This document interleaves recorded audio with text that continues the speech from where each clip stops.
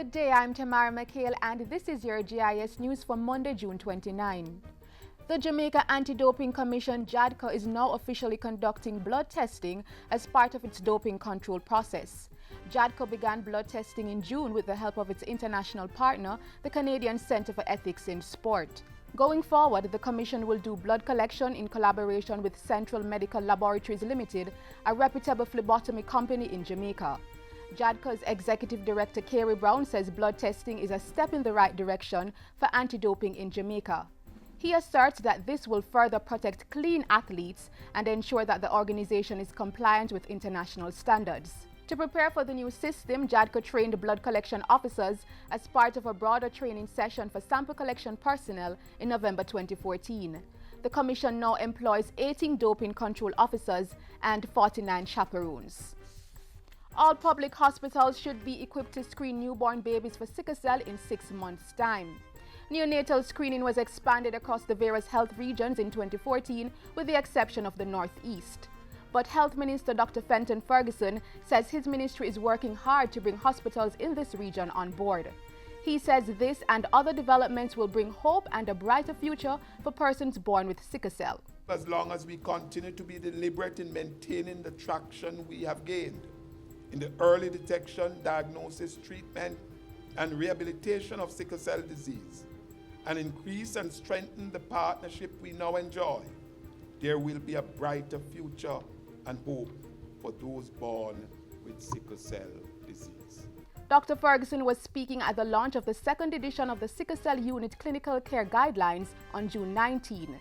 He said the goal was to significantly strengthen the management of sickle cell right across the health sector by the year 2018. The main targets for achieving the objectives are for 100% of pregnant women and newborns to be screened for sickle cell, guidelines completed and published, and 90% of healthcare workers trained in the management of sickle cell disease.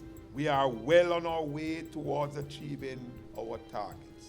Residents of 4 communities are now better equipped to reduce the impact and effects of natural disasters. The communities are Melbrook Heights, Harbour Heights, and Bedward Gardens in Kingston and St. Andrew, and Breastworks in Portland. Residents were taught how to reduce natural hazards such as flooding and landslides under the community-based Landslide Risk Reduction Project. Minister of Local Government and Community Development Noel R. Scott has hailed the project, which employed low-cost mitigation strategies. This low-cost, community-based approach to landslide risk reduction is critical, and it works because it is community-centric and community-specific rather than generally applied. Minister R. Scott was addressing the closing ceremony for the project on Wednesday, June 24. The community-based Landslide Risk Reduction Project got underway in 2010 and was implemented by the Office of Disaster Preparedness and Emergency Management. The World Bank, through the Japanese Social Development Fund, provided funding of $2.37 million.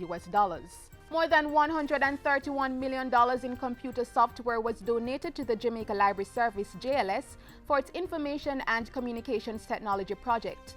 Microsoft Jamaica handed over the Office 2013 Pro Plus applications recently at the JLS head office on Tom Redcombe Drive. JLS Director General Karen Barton said the items would help to further enhance the experience for library users by exposing them to advanced ICT resources.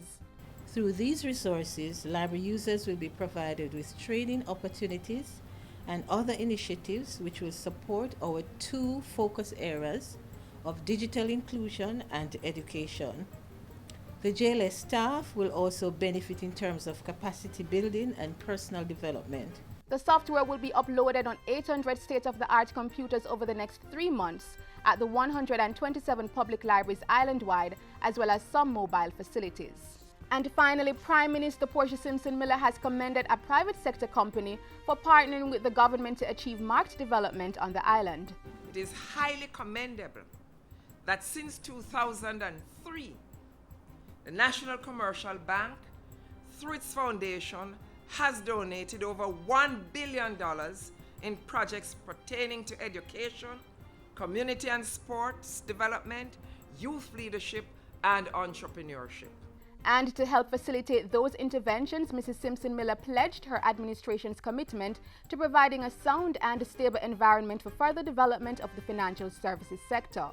Among the initiatives, the passage of the Banking Act, introduction of credit bureaus, new secure transaction laws, easier company registration, and overall improvement in doing business. And that's it for JIS News today. I'm Tamara McHale. Thank you for watching.